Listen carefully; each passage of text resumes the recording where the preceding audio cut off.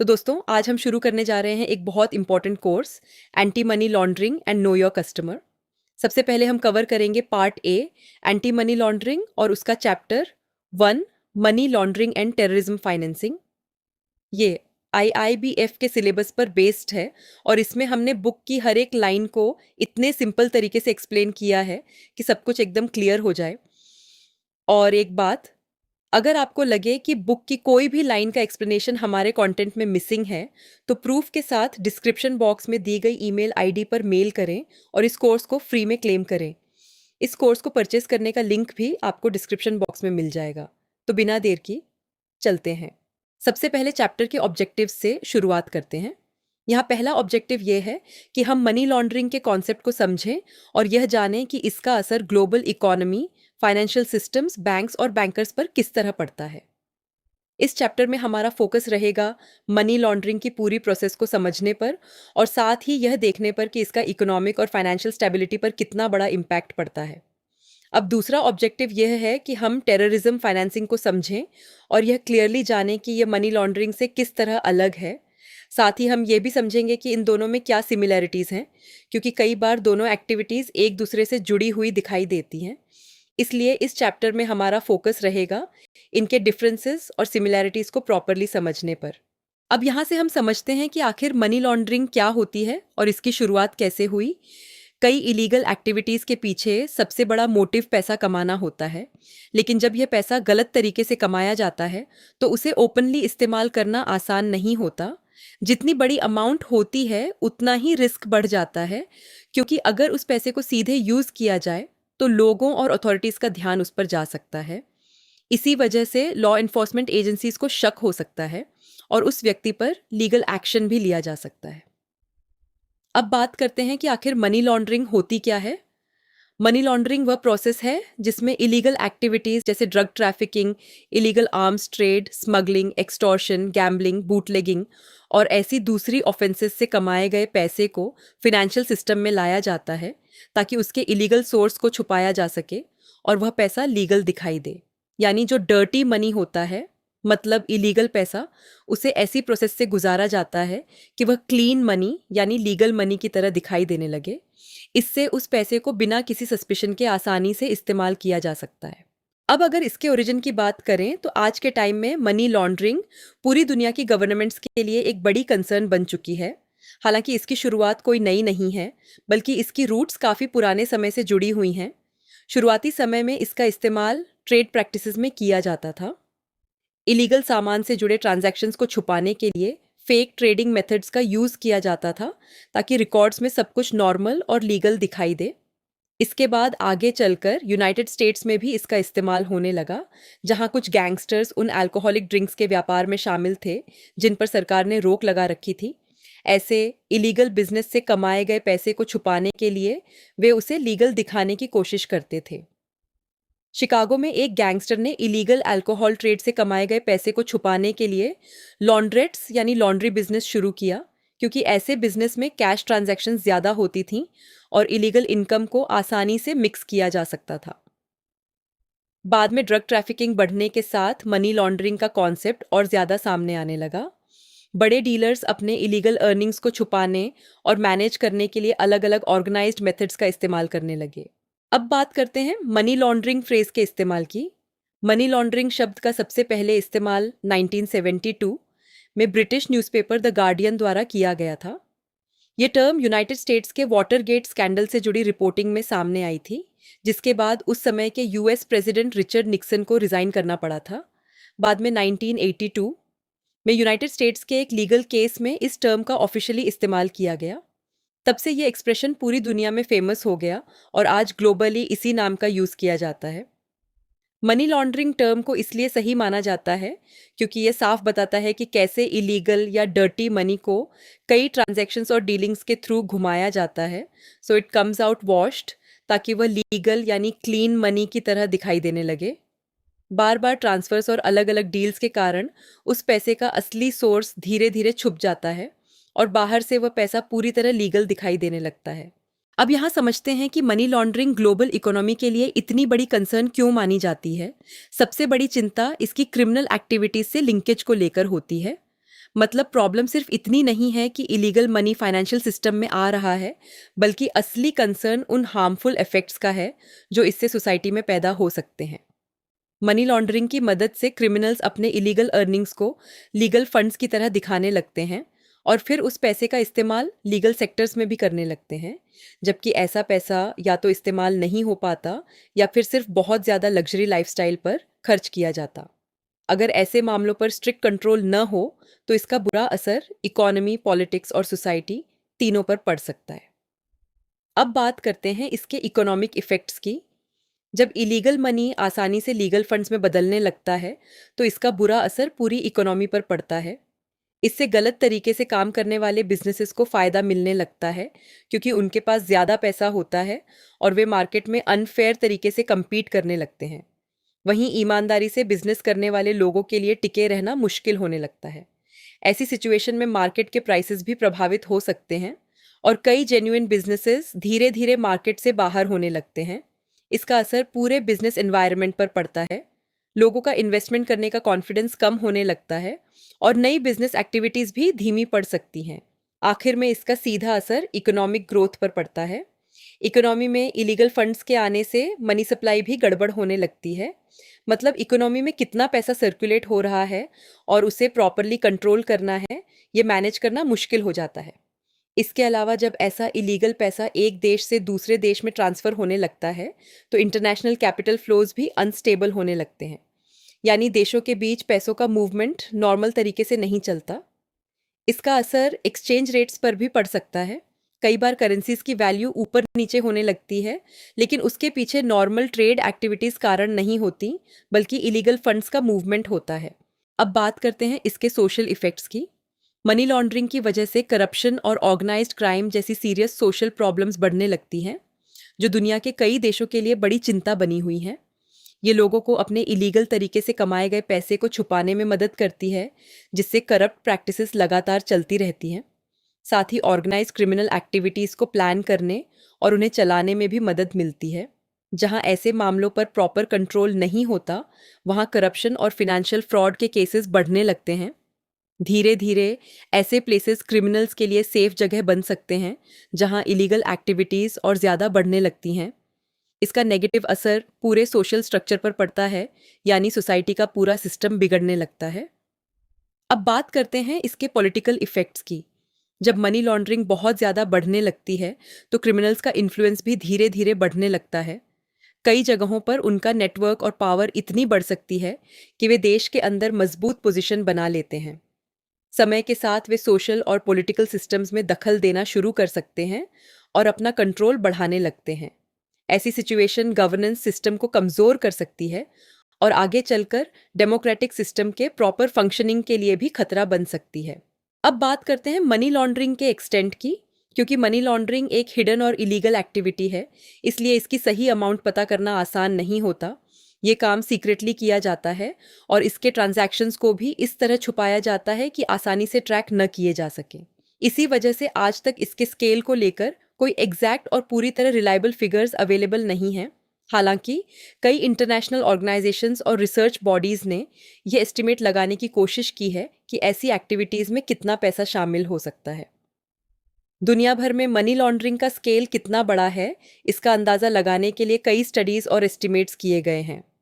सबसे शुरुआती स्टडीज़ में से एक यूनिवर्सिटी ऑफ वोलोंगोंग के जॉन वॉकर द्वारा 1995 में की गई थी, जिसमें मनी लॉन्ड्रिंग की अमाउंट लगभग $2.8 ट्रिलियन बताई गई थी।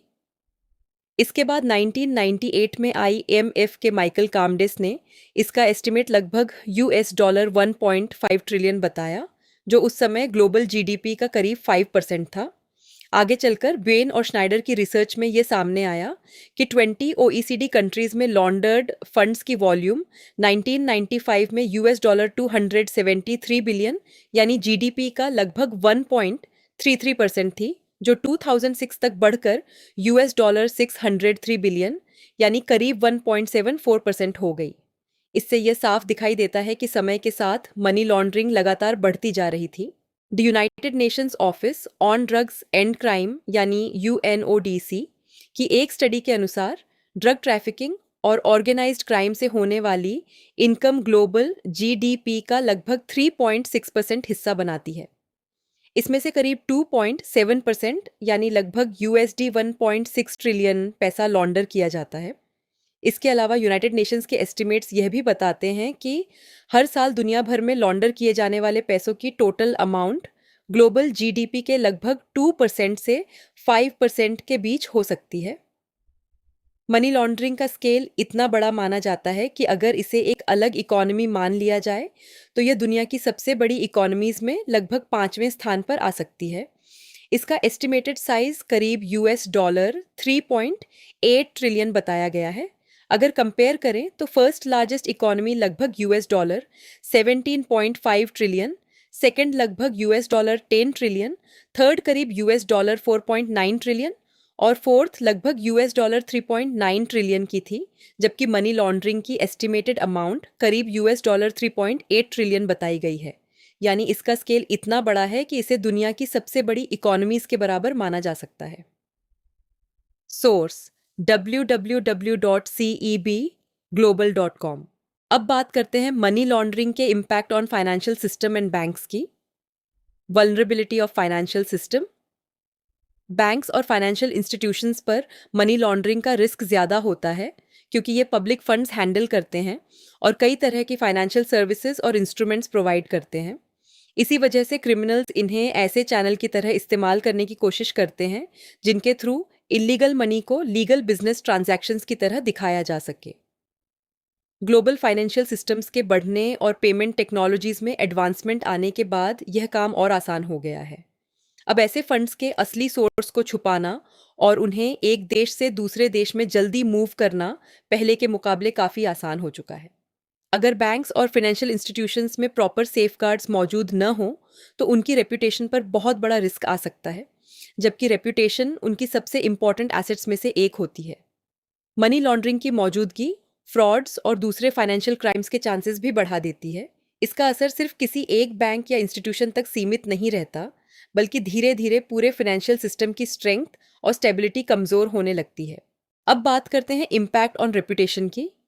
कई बार बैंक्स और फाइनेंशियल इंस्टीट्यूशंस बिना जानकारी के क्रिमिनल एक्टिविटीज से जुड़े फंड्स को होल्ड और ट्रांसफ़र करने का चैनल बन सकते हैं, यानी इलीगल मनी को एक अकाउंट से दूसरे अकाउंट में ट्रांसफ़र किया जा सकता है।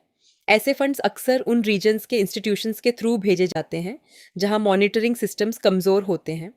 अगर कोई बैंक या फाइनेंशियल इंस्टीट्यूशन अनजाने में ऐसे क्रिमिनल ट्रांजैक्शंस या क्रिमिनल से जुड़ जाता है तो इससे उसकी इमेज खराब हो सकती है और नेगेटिव पब्लिसिटी भी मिल सकती है।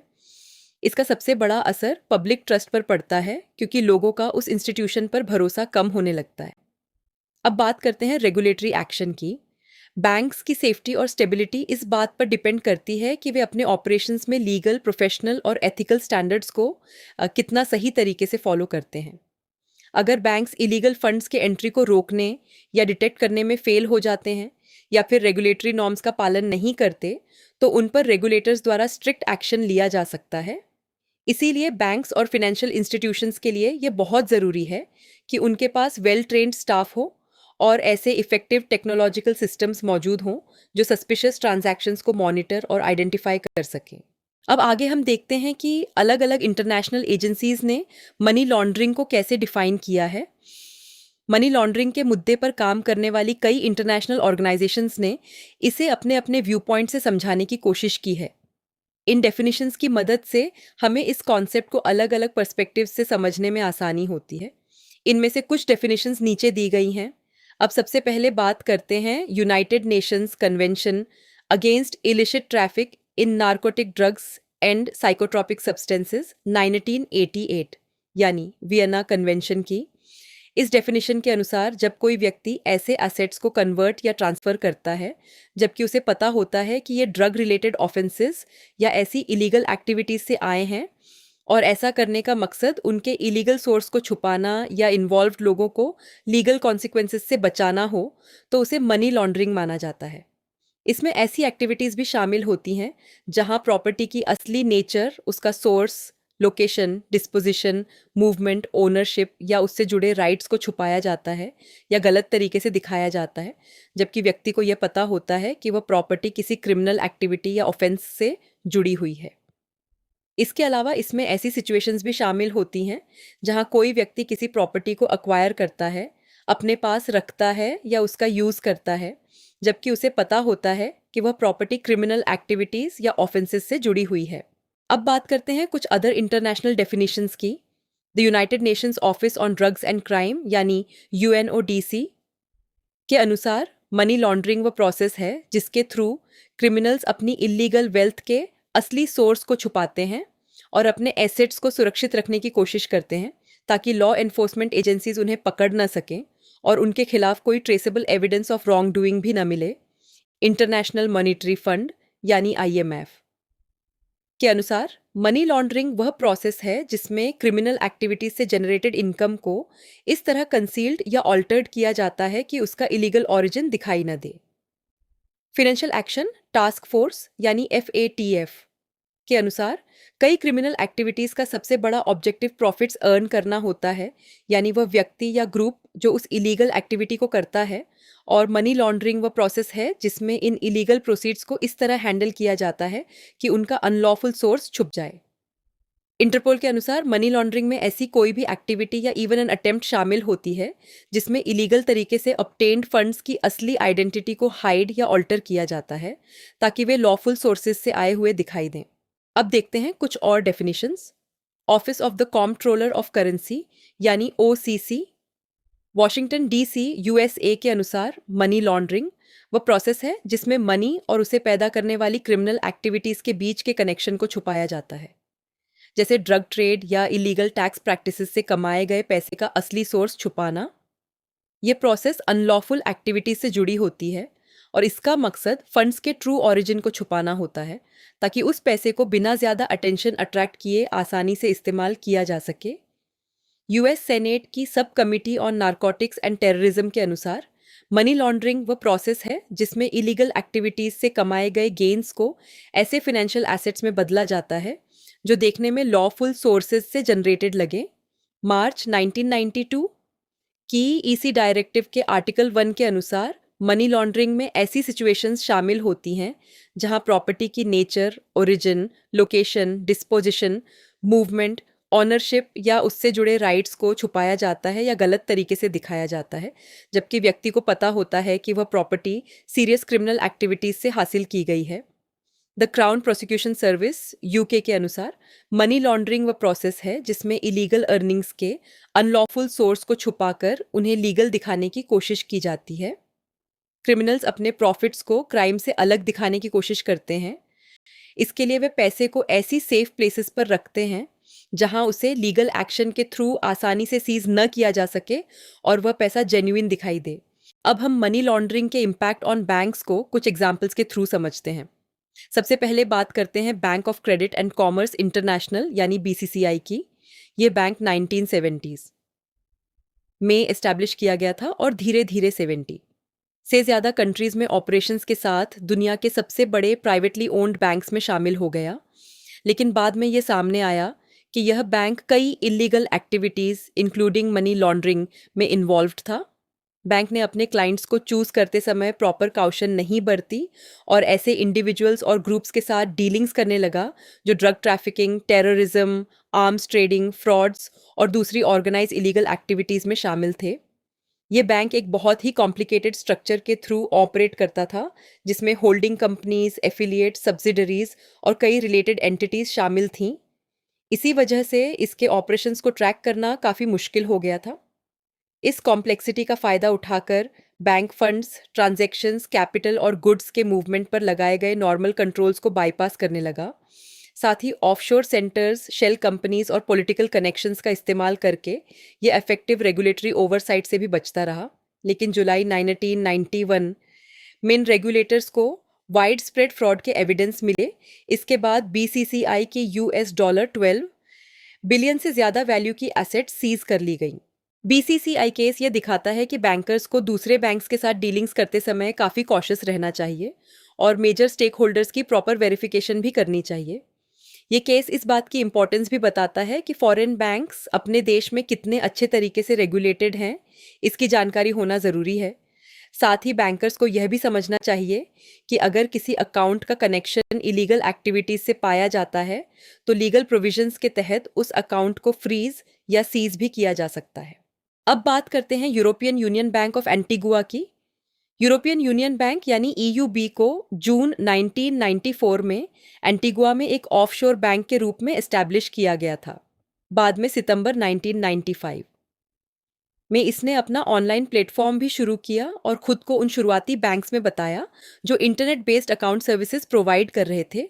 1996 तक इस बैंक में लगभग $US 2.8 मिलियन के डिपॉजिट्स थे और इसके पास 43 अलग अलग कंट्रीज के कस्टमर्स द्वारा खोले गए 144 अकाउंट्स मौजूद थे। ये बैंक खास तौर पर ऐसे लोगों को अट्रैक्ट करता था जो टैक्सेस से बचना चाहते थे या अपने इलीगल फंड्स को लॉ एनफोर्समेंट अथॉरिटीज की नज़र से दूर रखना चाहते थे।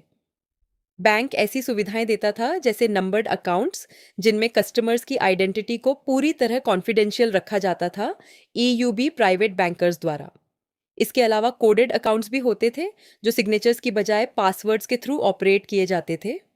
आखिर में जुलाई 1997 में यह बैंक कोलैप्स हो गया और उसके ऑफिशियल्स जमा किए गए फंड्स के साथ गायब हो गए।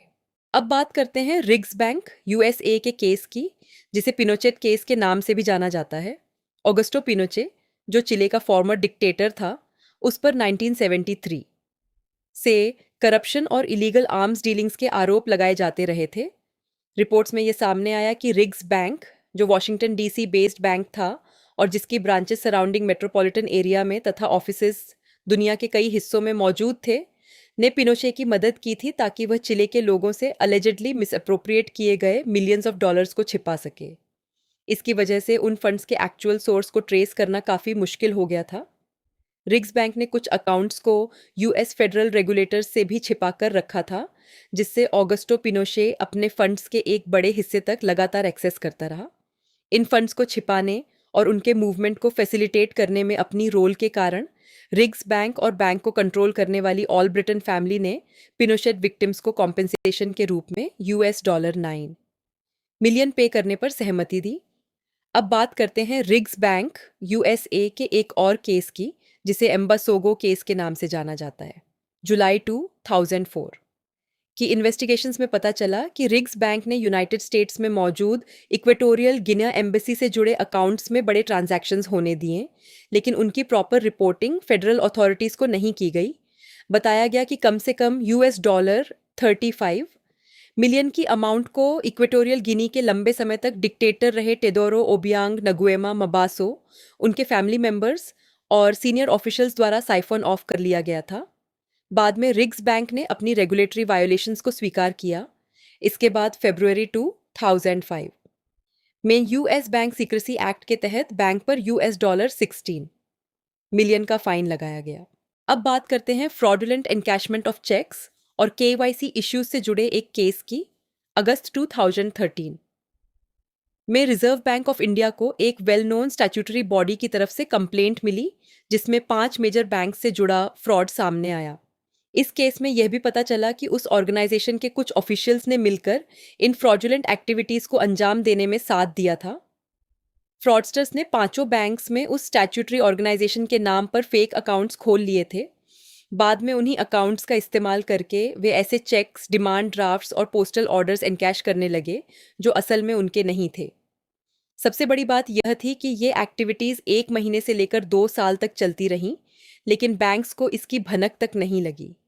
रिजर्व बैंक ऑफ इंडिया की जांच में पता चला कि बैंक्स ने नो योर कस्टमर यानी कि वाईसी रिक्वायरमेंट्स को प्रॉपर्ली फॉलो नहीं किया था।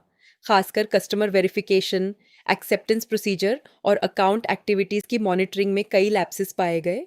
इसी वजह से 2 बैंक्स पर 50 लाख और 25 लाख की पेनल्टीज लगाई गईं, जबकि बाकी 3 बैंक्स को ऑफिशियली वार्निंग दी गई। अब बात करते हैं फ्रॉडुलेंट ओवरड्राफ्ट अगेंस्ट एफडी और केवाईसी इश्यूज से जुड़े एक और केस की। जुलाई 2014 में एक प्राइवेट ऑर्गेनाइजेशन की कंप्लेंट के बाद उसके नाम पर मुंबई में कुछ पब्लिक सेक्टर बैंक्स की ब्रांचेस में खोले गए फिक्स्ड डिपॉजिट अकाउंट्स की जांच की गई। बाद में जब इसी तरह की और कंप्लेंट्स सामने आने लगी तो रिजर्व बैंक ऑफ इंडिया ने इस रिव्यू को बढ़ाकर 11, पब्लिक सेक्टर बैंक्स की 12 ब्रांचेस तक कर दिया। रिव्यू में पता चला कि कई बैंक्स ने रिजर्व बैंक ऑफ इंडिया द्वारा तय की गई केवाईसी रिक्वायरमेंट्स को प्रॉपरली फॉलो नहीं किया था, खासकर कस्टमर आइडेंटिफिकेशन वेरीफाई करने, एक्सेप्टेंस प्रोसीजर, ट्रांजैक्शंस की मॉनिटरिंग करने और फिक्स्ड डिपॉजिट्स के अगेंस्ट प्रॉपर ड्यू डिलिजेंस और प्रोसेस के बिना ओवरड्राफ्ट देने में कई लैप्सेस पाए गए। इसी वजह से 3 बैंक्स पर 1.5 करोड़ ईच की पेनल्टीज लगाई गई, जबकि बाकी 8 बैंक्स को कॉशन किया गया। अब बात करते हैं trade based money laundering investigations October 2015 की। 2015 में ईडी और सीबीआई जैसी एनफोर्समेंट एजेंसीज ने सस्पेक्टेड मनी लॉन्ड्रिंग एक्टिविटीज की जांच की और 10 लोगों को अरेस्ट किया, जिनमें 3 बैंक एम्प्लॉयज भी शामिल थे। माना गया कि इन एम्प्लॉयज ने इन ऑपरेशंस में मदद की थी। जांच में पता चला कि जुलाई 2014 से जुलाई 2015 के बीच एक पब्लिक सेक्टर बैंक की ब्रांच का इस्तेमाल लगभग 8,000 अनऑथराइज्ड ओवरसीज ट्रांसफर्स करने के लिए किया गया था, जिनकी टोटल अमाउंट करीब ₹6,000 करोड़ थी। इन पेमेंट्स को इंडियन कंपनीज द्वारा इंपोर्ट ट्रांजैक्शंस के रूप में दिखाया गया, जबकि वास्तव में कोई गुड्स इंपोर्ट ही नहीं किए गए थे।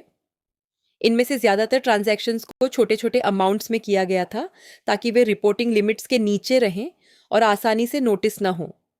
जिन फर्म्स का इस्तेमाल किया गया उनमें से कई शेल एंटिटीज थीं, यानी उनका कोई असली बिजनेस एक्टिविटी नहीं था। करीब 6.5% फंड्स कैश में डिपॉजिट किए गए थे, जबकि बाकी पैसा नॉर्मल बैंकिंग चैनल्स के थ्रू आया था। इन डीलिंग्स को देखकर ऐसा लगता है कि इसमें कई बैंक्स की इन्वॉल्वमेंट हो सकती है, इसलिए सीरियस फ्रॉड इन्वेस्टिगेशन ऑफिस यानी एसएफआईओ भी इस केस की जांच कर रहा है। अब बात करते हैं remittances for fake imports through 8 banks के केस की। अक्टूबर 2015 के दूसरे हफ्ते में ईडी ने फॉरेन एक्सचेंज ट्रांजैक्शन से जुड़े एक और मामले की जांच की। इसमें एक व्यक्ति पर शक था कि उसने 2006 से 2010 के बीच करीब ₹500 करोड़ विदेश भेजे थे।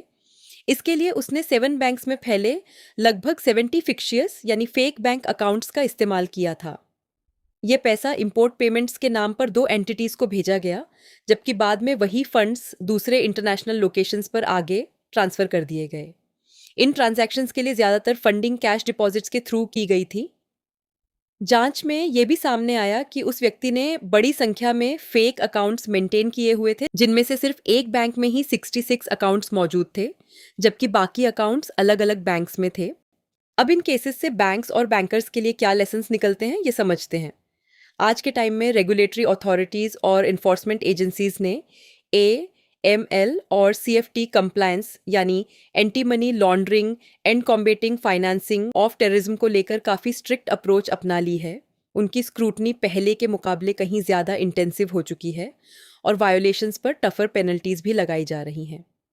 कुछ कंट्रीज़, खासकर यूनाइटेड स्टेट्स और यूनाइटेड किंगडम में एक्शन सिर्फ इंस्टीट्यूशंस तक सीमित नहीं रहता, बल्कि उन इंडिविजुअल एम्प्लॉयज़ के खिलाफ भी लिया जाता है जो ऐसी लैप्सेस के लिए रिस्पॉन्सिबल पाए जाते हैं। अगर लीगल और रेगुलेटरी रिक्वायरमेंट्स को प्रॉपरली फॉलो नहीं किया जाए तो उसके सीरियस कॉन्सिक्वेंसेस हो सकते हैं। इंस्टीट्यूशंस पर हैवी फाइनेंशियल पेनल्टीज लग सकती हैं और लॉ इन्फोर्समेंट एजेंसीज द्वारा स्ट्रिक्ट एक्शन भी लिया जा सकता है। ऐसी सिचुएशंस उनकी रेप्यूटेशन को काफ़ी नुकसान पहुंचा सकती हैं। इसका असर उनके बिजनेस ऑपरेशंस पर भी पड़ता है और ख़ासकर ग्लोबल सोर्सेज से इन्वेस्टमेंट्स अट्रैक्ट करना मुश्किल हो सकता है। अगर बैंक्स कस्टमर्स की प्रॉपर आइडेंटिफिकेशन करने या अकाउंट एक्टिविटीज़ की सही मॉनिटरिंग करने में कमज़ोर पड़ जाते हैं, तो इससे सिर्फ मनी लॉन्ड्रिंग का रिस्क ही नहीं बढ़ता, बल्कि कई तरह के फ्रॉड्स का खतरा भी बढ़ जाता है। ऐसी लैप्सेस का असर आखिर में इंस्टीट्यूशंस को ऑपरेशनल लॉसेस के रूप में झेलना पड़ सकता है। कंप्लायंस में फेलियर्स का असर सिर्फ इंस्टीट्यूशंस पर ही नहीं पड़ता, बल्कि एम्प्लॉयज़ भी सीरियस रिस्क का सामना कर सकते हैं। उन पर पेनल्टीज लग सकती हैं, लीगल एक्शन लिया जा सकता है और एप्लीकेबल लॉज के तहत इम्प्रिजनमेंट तक हो सकती है। ऐसे कॉन्सिक्वेंसेस उनकी पर्सनल रेप्यूटेशन को नुकसान पहुंचा सकते हैं और आगे के करियर प्रॉस्पेक्ट्स पर भी नेगेटिव असर डाल सकते हैं। अब बात करते हैं टेररिज्म फाइनेंसिंग की। Terrorist financing phenomenon. Terrorist financing का मतलब होता है टेररिस्ट एक्टिविटीज़ या टेररिस्ट ग्रुप्स को सपोर्ट करने के लिए मनी कलेक्ट करना या प्रोवाइड करना। ये फंड्स लीगल सोर्सेज से भी आ सकते हैं और इलीगल सोर्सेज से भी। मनी लॉन्ड्रिंग में जहां फोकस पैसे के इलीगल सोर्स को छुपाने पर होता है, वहीं टेररिज्म फाइनेंसिंग में कई बार मेन फोकस ये छुपाने पर होता है कि पैसे का इस्तेमाल कहाँ हो रहा है और किन एक्टिविटीज़ को सपोर्ट किया जा रहा है। हालांकि इंडिविजुअल टेररिस्ट एक्ट्स के लिए हमेशा बहुत बड़ी अमाउंट की ज़रूरत नहीं होती, लेकिन टेररिस्ट ऑर्गेनाइजेशंस को चलाने, मेंटेन करने और उनके ऑपरेशंस कंटिन्यू रखने के लिए काफ़ी बड़े फाइनेंशियल रिसोर्सेज की ज़रूरत पड़ती है। अब टेररिज्म फाइनेंसिंग की डेफिनेशन समझते हैं। यूएन की international convention for the suppression of the financing of terrorism 1999 के अनुसार जब कोई व्यक्ति किसी भी तरीके से डायरेक्टली या इनडायरेक्टली, अनलॉफुली और इंटेंशनली फंड्स कलेक्ट करता है या प्रोवाइड करता है और उसे यह पता होता है या उसका इरादा होता है कि उन फंड्स का इस्तेमाल पूरी तरह या कुछ हिस्से में टेररिस्ट एक्टिविटीज़ को अंजाम देने के लिए किया जाएगा, तो उसे ऑफेंस माना जाता है। इसमें ऐसी टेररिस्ट एक्ट्स के लिए फंड्स प्रोवाइड करना या कलेक्ट करना भी शामिल है जिन्हें टेररिज्म से जुड़े अलग अलग इंटरनेशनल ट्रीटीज़ के तहत पहले से ऑफेंस माना गया है। इसके अलावा इसमें ऐसी एक्टिविटीज़ को फाइनेंस करना भी शामिल है जिनका मकसद सिविलियंस या ऐसे लोगों की डेथ या सीरियस इंजरी का कारण बनना हो जो किसी कॉन्फ्लिक्ट सिचुएशन में शामिल नहीं है, खासकर जब ऐसे एक्ट्स का मकसद लोगों में डर फैलाना हो या गवर्नमेंट्स और इंटरनेशनल ऑर्गेनाइजेशंस पर किसी एक्शन को करने या न करने के लिए दबाव बनाना हो। ये ज़रूरी नहीं है कि फंड्स का इस्तेमाल सच में ऊपर बताए गए टेररिस्ट एक्ट्स को अंजाम देने के लिए किया ही गया हो। अगर कोई व्यक्ति इस जानकारी या इरादे के साथ फंड्स प्रोवाइड करता है या कलेक्ट करता है कि उनका इस्तेमाल ऐसे पर्पसेस के लिए हो सकता है, तो सिर्फ यही बात ऑफेंस मानी जाएगी। अब डिफरेंसेस इन पर्सपेक्टिव्स को समझते हैं। यहाँ एक इम्पॉर्टेंट बात यह है कि सभी कंट्रीज़ की टेररिज्म को लेकर एक जैसी थिंकिंग नहीं है। कौन सी एक्टिविटी को टेररिज्म माना जाए, इस पर पूरी दुनिया में कंप्लीट अग्रीमेंट नहीं है। अलग अलग देशों के पॉलिटिकल, रिलीजियस और नेशनल व्यू पॉइंट्स अलग होते हैं, इसलिए टेररिज्म को समझने और डिफाइन करने का तरीका भी अलग अलग हो सकता है। अब मनी लॉन्ड्रिंग और टेररिस्ट फाइनेंसिंग के बीच का रिलेशन और डिफरेंस समझते हैं। मनी लॉन्ड्रिंग और टेररिस्ट फाइनेंसिंग दोनों अलग कॉन्सेप्ट्स हैं। मनी लॉन्ड्रिंग में फंड्स इलीगल सोर्सेज से आते हैं और उनके असली सोर्स को छुपाया जाता है, जबकि उन पैसों का यूज़ बाहर से लीगल दिखाई देता है। वहीं टेररिस्ट फाइनेंसिंग में फंड्स लीगल या इलीगल दोनों सोर्सेज से आ सकते हैं, लेकिन उनका इस्तेमाल अनलॉफुल पर्पसेस के लिए किया जाता है और इसी इस्तेमाल को छुपाया जाता है। हालांकि दोनों अलग हैं, लेकिन दोनों में फिनेंशियल सिस्टम का मिसयूज़ किया जाता है और इसके लिए कई बार सिमिलर मेथड्स का इस्तेमाल होता है। इलीगल मनी को छुपाने के लिए जिन मेथड्स का इस्तेमाल किया जाता है, लगभग वही मेथड्स टेररिस्ट एक्टिविटीज़ के लिए इस्तेमाल होने वाले फंड्स को छुपाने में भी यूज़ किए जाते हैं। कई केसेस में क्रिमिनल एक्टिविटीज़ से कमाया गया पैसा इन्हीं तरीकों के थ्रू टेररिस्ट फाइनेंसिंग में भी इस्तेमाल किया जाता है। इसीलिए मनी लॉन्ड्रिंग को रोकने के लिए उठाए गए स्टेप्स टेररिस्ट फाइनेंसिंग से जुड़े ट्रांजैक्शंस को पहचानने और रोकने में भी मदद करते हैं। तो इसी के साथ हम चैप्टर 1 के एंड पर पहुंचते हैं। उम्मीद है अब आपको मनी लॉन्ड्रिंग, टेररिस्ट फाइनेंसिंग और उनके इम्पैक्ट से जुड़े कॉन्सेप्ट्स अच्छे से समझ आ गए होंगे। अब मिलते हैं चैप्टर 2 में एक नए टॉपिक के साथ।